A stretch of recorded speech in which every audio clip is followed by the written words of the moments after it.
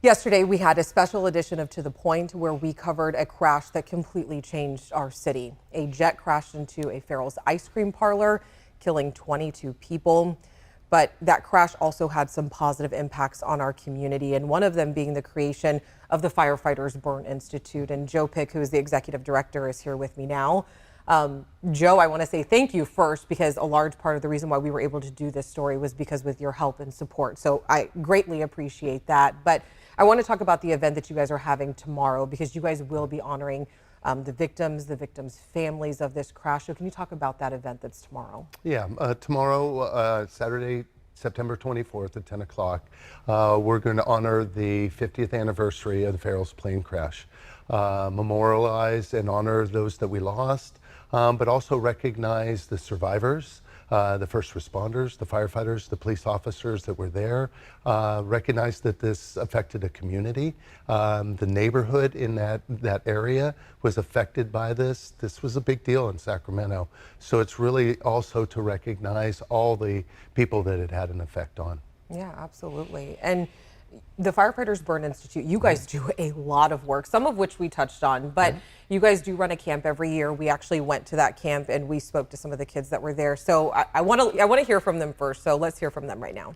I gained so much being here, because being that young, you're struggling to understand why you can't do normal things other kids can do.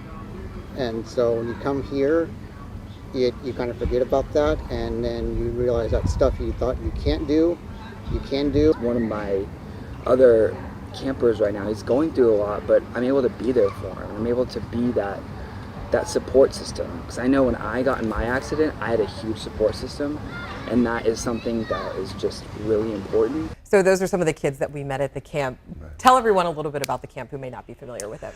That particular camp we've been doing for 28 years. It's a camp for burn survivors, 7 to 17 years old. Many of our counselors are burn survivors that were burn survivors as kids. They were campers for us, and now we're counselors and become mentors to them. And we do it for a week-long time, and we do events to get them connected with each other. A lot of them have not met people that have had a burn injury, so there's that commonality.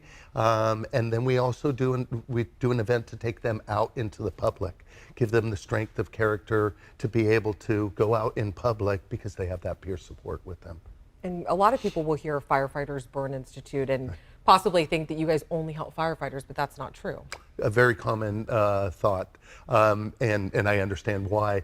We certainly help firefighters, but we help any burn survivors, whether they come out of Shriners, they come out of UC Davis. We have burn survivors that find us that have never been to either of those hospitals, and yet hear about our adult programs, some of our outreach things that we do, and if they're a burn survivor that's out there, we're there to support them.